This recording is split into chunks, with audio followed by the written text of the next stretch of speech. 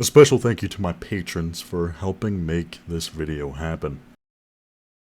As the summer of 2021 came to a close, the city of Lincoln, Nebraska strapped in for another year of Cornhusker football. It would be the fourth year of Scott Frost's tenure at his alma mater, a golden child turned gilded whose luster continued to wane as losing record after losing record began piling up. This year, however, had the opportunity to be different. Perhaps, after years of waiting, Nebraska would finally turn a corner. That did not end up happening.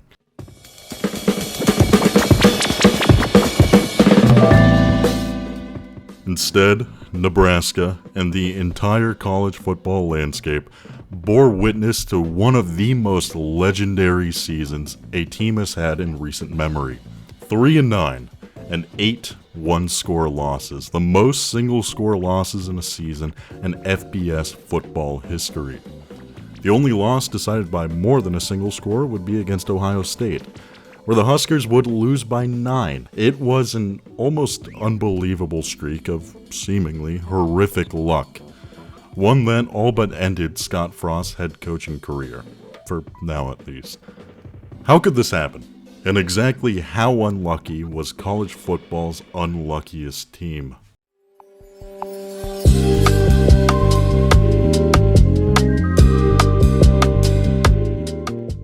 To find the odds of Nebraska's season occurring exactly as it did, we first need to look at the 2021 season in aggregate. 825 games of college football would be played at the FBS level across the 2021 regular season. And of those, 287 were one-score games, or games decided by a margin equal to or greater than 1, and equal to or less than 8. This means that the average FBS team would have about a 34.79% chance of being in a one-score game, all else being equal, equating to around 4 one-score games a season. Assuming a one-score game against teams of similar quality as a coin flip, this average FBS team would have a 50% chance of winning each single-score game, meaning a one-score loss has around a 17.4% chance of occurring during any given game. Again, all else being equal. Playing with these odds, taking the 17.4% chance of a single-score loss in a game and multiplying it by itself 8 times to represent 8 single-score losses, we are left with a grisly 0.000084% chance of the average FBS team, with the average FBS schedule, dropping 8 single-score losses in a season. But of course, it's not that simple. Nebraska's 3-9 season was not just special because of how many single-score losses they had, but who they lost these single-score games to. They lost in agonizing fashion to everyone. From a 5-7 unranked Illinois to a 12-2 number 4 Michigan alongside fellow top 10 teams Michigan State and Oklahoma, and almost all of their Big Ten West slate, barring Northwestern. To truly find out how unlucky Nebraska was, we need to look at a lot of spreads. Sticking to the Big Ten for the sake of consistency, I looked at every single program's schedule and the betting line for each game to determine 2 big things. 1, the odds of a game with a 1, 2, or 3 plus score spread to turn into a single score game. And 2, how likely the favored team was to win should the game become a single score game. As expected, most single score games in the Big Ten came from games with a single score spread, with 41.67% of single-score spreads equating to a single-score game, which came out to 25 games across the 2021 season. Of those 25, the favored team would win 52% of the time, just better than a coin flip. The number drops significantly as we move to 2-score spreads, which becomes single-score games only 24% of the time, equating to 6 games. Of those 6, the favored team, predictably, won 83.33% of the time, with the only loss being Ohio State's loss to Oregon, where the Buckeyes were favored by 14.5 points. Finally, spreads of 3 scores or more only had a 16.12% chance of turning into a single-score game, equating to 5 games across the 2021 season.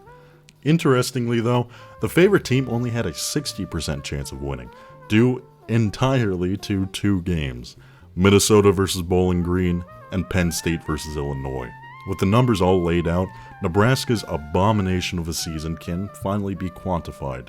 In their Week 0 one-score loss to Illinois, the spread was 7 points, and thus the game had a 41.67% chance of ending in a single-score game.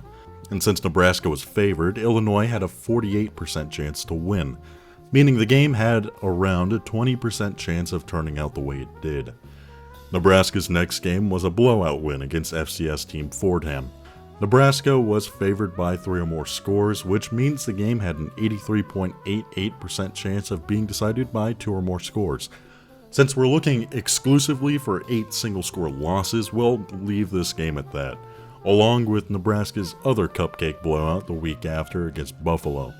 This would be the process for each and every one of Nebraska's 12 games. 9.67% odds the Oklahoma game went as it did, 21.67% odds the Michigan State game went as it did, 76% for Northwestern, 21.67% for Michigan, 20% for Minnesota, 20% again for Purdue, 76% for Ohio State, 19.99% chance for Wisconsin, and finally, 20% chance for Iowa to get our final odds for the season.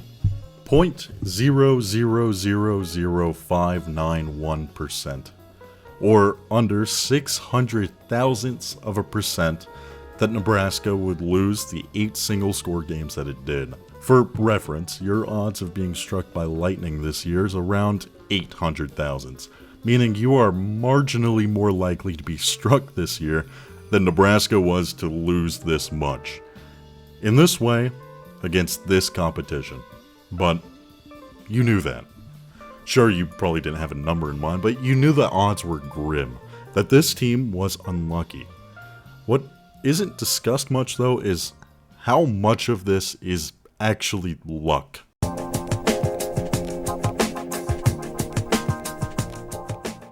Let's start by getting the easy answer out of the way, that something is fundamentally wrong with either Scott Frost or Nebraska.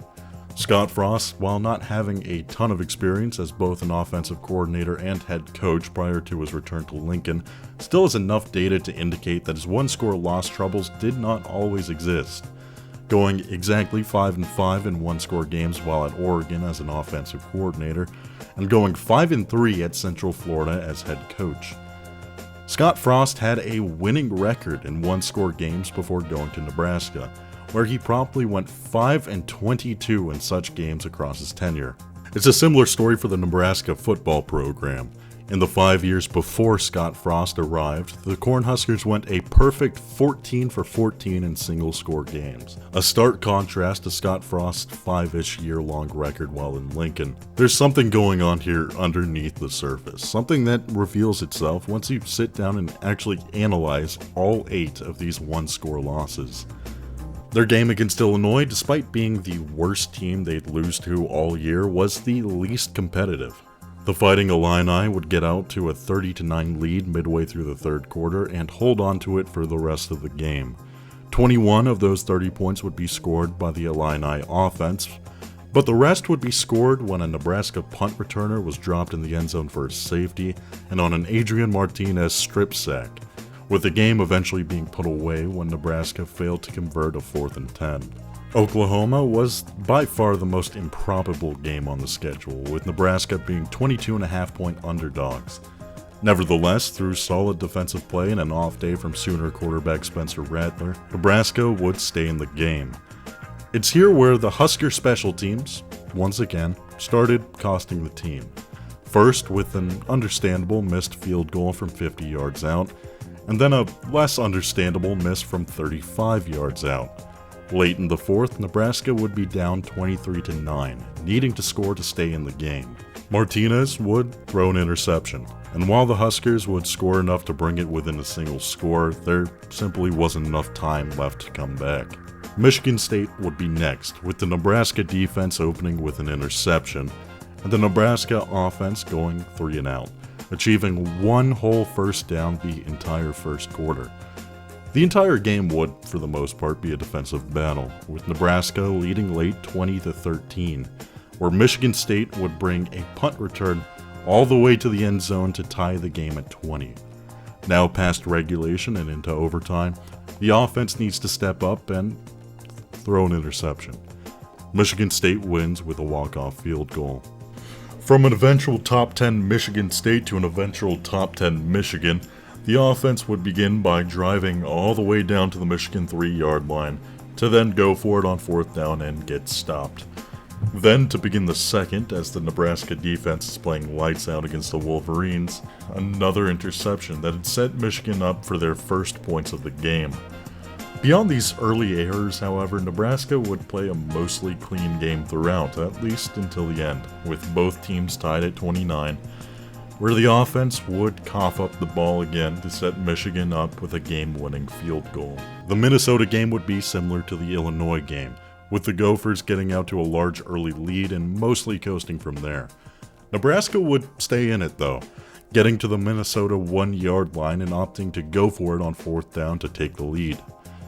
They'd be stopped. Later on, to tack more hypothetical points on the board, Nebraska's kicker would miss a 27-yard field goal.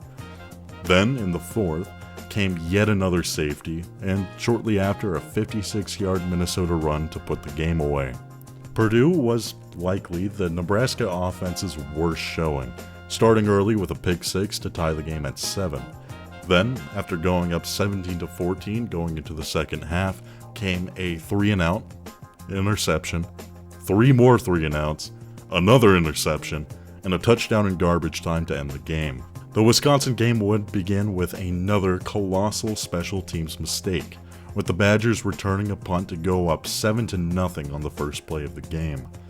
Afterwards, the offense would get up to the Wisconsin 6-yard line, opt to go for it on 4th down, and yet again get stopped to stay behind by 7. After came a Martinez interception to begin the 3rd, another interception to begin the 4th, and a 53-yard run from Wisconsin to all but ice the game. A win enforced by Nebraska failing to convert a 4th down on the Wisconsin 21-yard line. Finally, there was Iowa, possibly the most heart-wrenching loss of the bunch. Nebraska would get out to a 21-9 lead going all the way into the 4th quarter when the final Cornhusker collapse of the season began.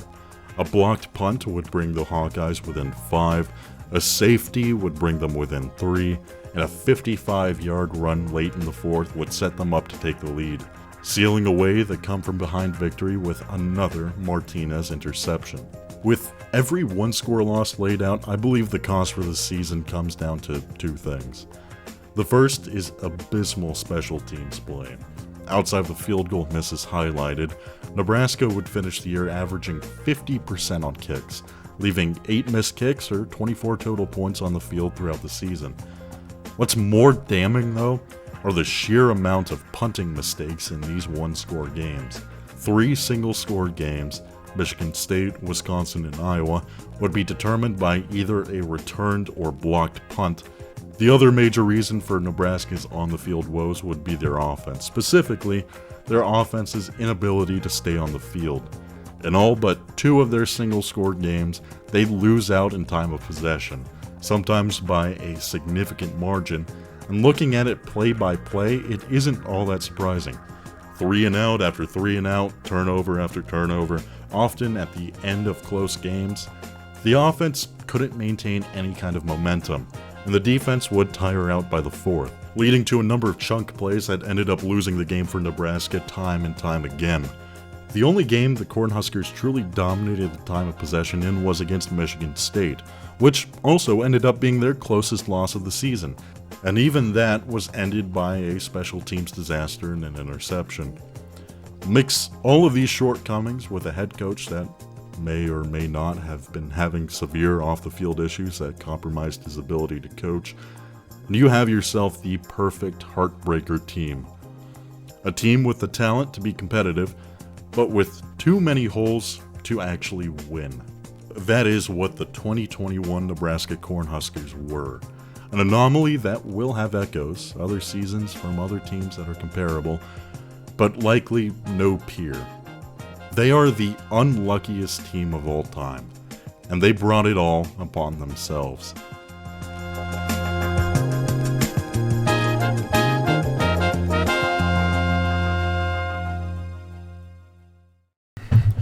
I'd like to, again, thank my patrons.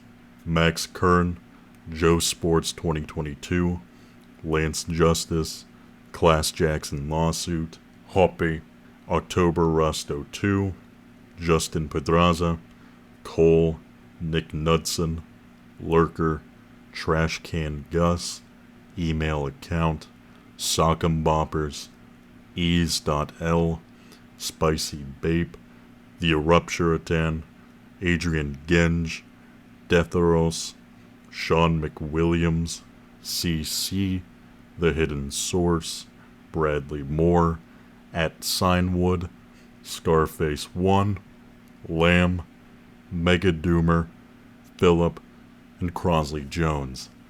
Thank you for watching, and I hope to see y'all in the next video.